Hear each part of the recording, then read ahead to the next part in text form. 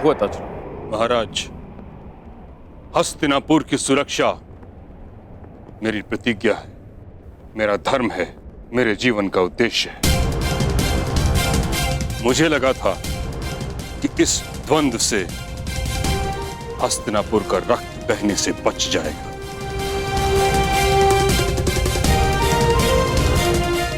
परंतु अब मुझे प्रतीत होता है कि यह द्वंद्व हस्तिनापुर के हित में नहीं।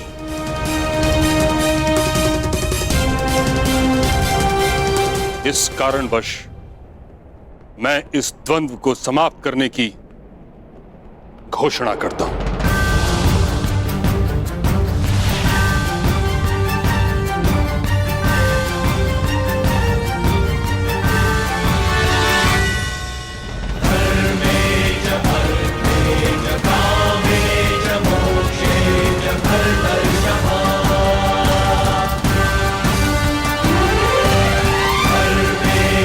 क्योंकि आज अंगराज की विजय हो या अर्जुन की,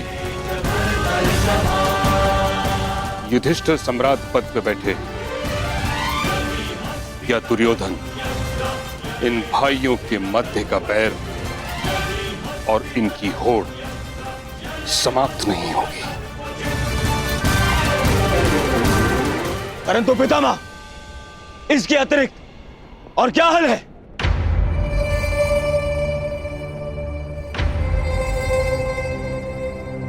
विभाजन, विभाजन, विभाजन।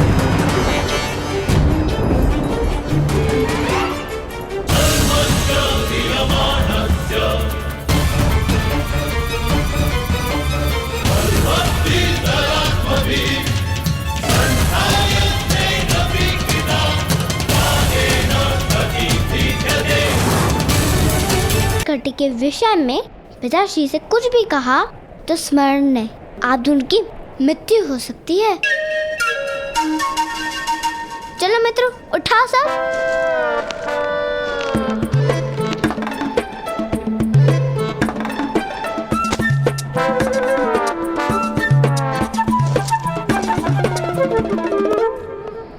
वृषाली, मेरा भाग मुझे यही दे दो।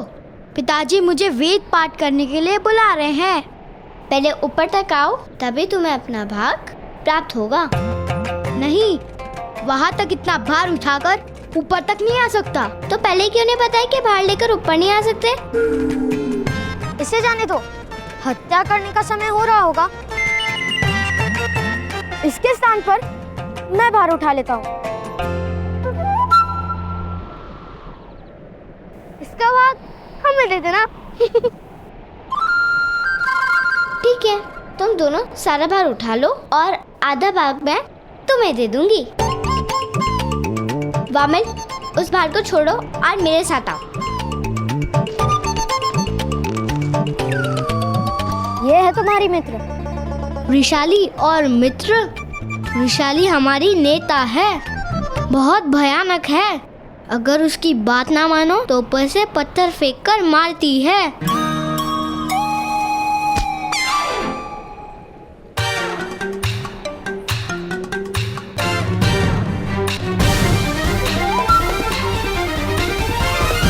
ये तो क्षत्रियों से भी गई हुई है। जैसे हस्तिनापुर में महाराज धृतराष्ट्र का शासन है, वैसे यहाँ वृषाली का शासन चलता है।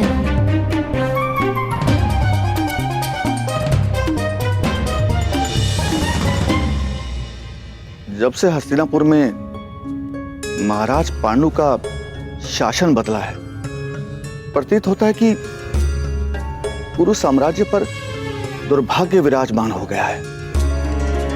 महाराज धृतराष्ट्र अयोग्य नहीं है, किंतु उनके अंतर में विष भर दिया गया है।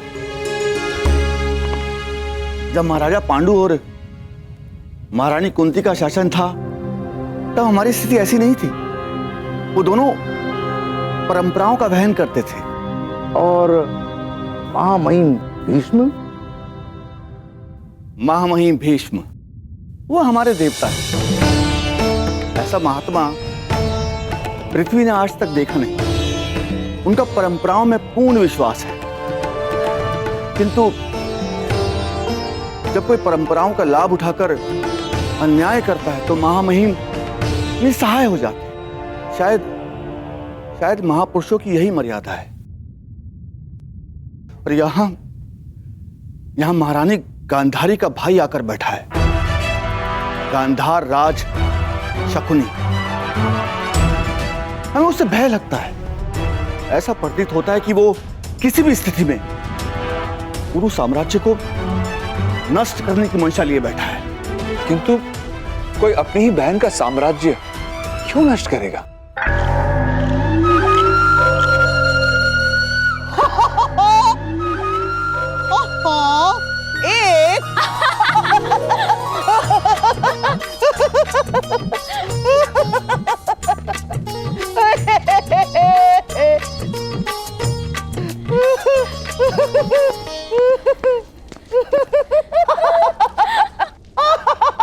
गांधारी!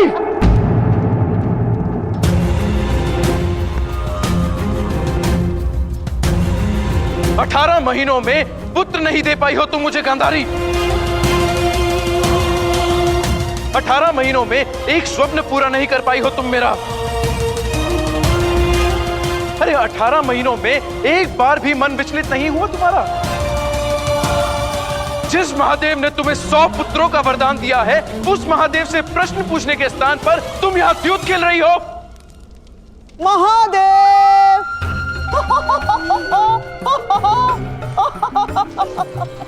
महादेव!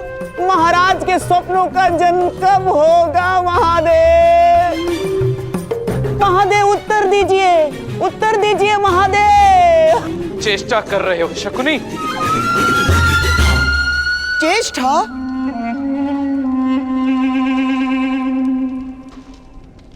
चेष्टा महाराज?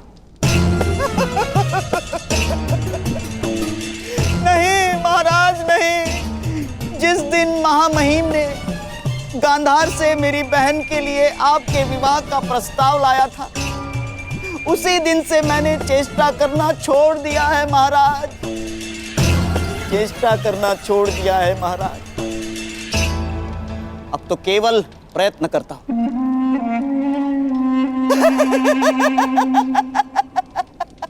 केवल प्रयत्न, आपके सुख और सुविधा का कारण बनने का प्रयत्न करता हूं महाराज।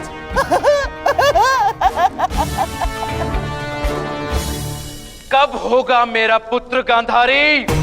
क्यों तुमने अपने प्रसव रोक रखे हैं? क्यों तुम मेरे सुख में बाधा बनना चाहती हो? मैं तो आपके सुख का साधन बनना चाहती हूँ महाराज। जिस संतान की आप प्रतीक्षा कर रहे हैं, जिस संतान के लिए आपने स्वप्न सजा रखे हैं, उस संतान की एक माता भी प्रतीक्षा कर रही है। यदि मैं अपना गर्भ चीर कर आपको आपकी संतान दे सकती तो अवश्य दे देती, किंतु मैं निसहाय हूँ।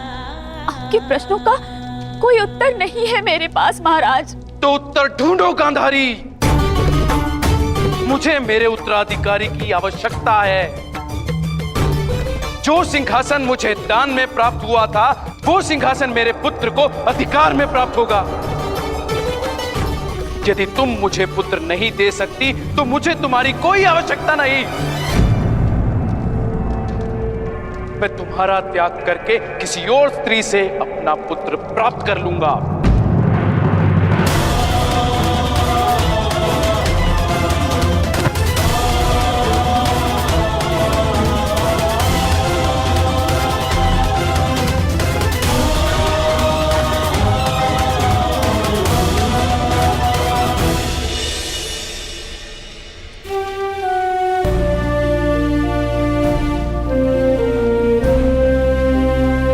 हस्तिनापुर वालों को विस्मरण हो गया है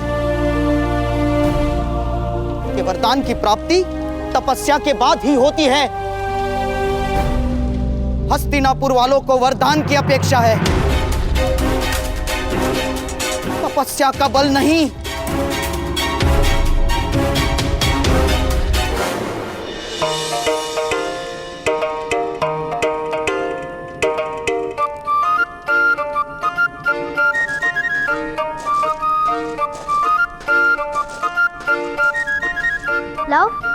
आधा भाग दो। आधा भाग? क्यों?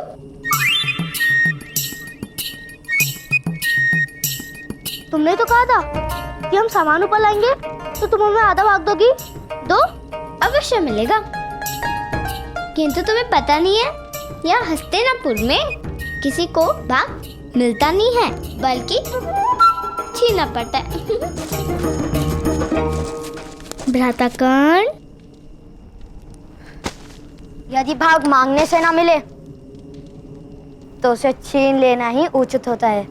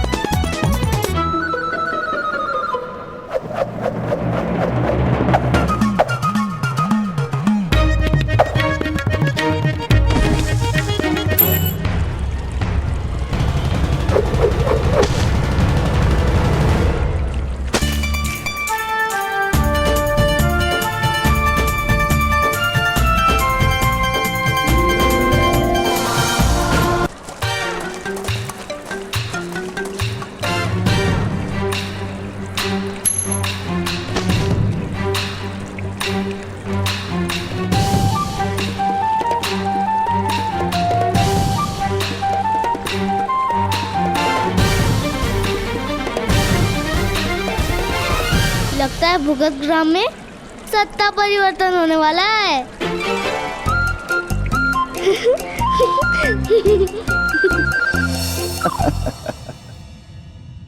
अधिरथ महोदय, हम जैसे दरिद्र लोग संबंधों में विश्वास रखते हैं, और जिनके पास सत्ता होती है उन्हें संबंधों से क्या, वे लोग सत्ता में ही तृप्त रहते हैं। यार छोड़िए, हमें इनसे क्या, हम बड़े लोगों की बड़ी बातें। पगड़ी जितनी बार बदलती है उतनी ही बार बालों की व्यवस्था बदलती है। इसीलिए ईश्वर ने बालों को लचकीला बनाया होगा, ताकि पगड़ी बदले तो बाल ना टूटे। इसी तरह हम निम्न जाति के लोग, सूत जाति के लोग लचकीले रहेंगे, और जब तक हम राजा के अनुकूल रहेंगे तब तक जीवित रहेंगे। किंतु अंत में तो सारे बाल झड़ जाते हैं ना?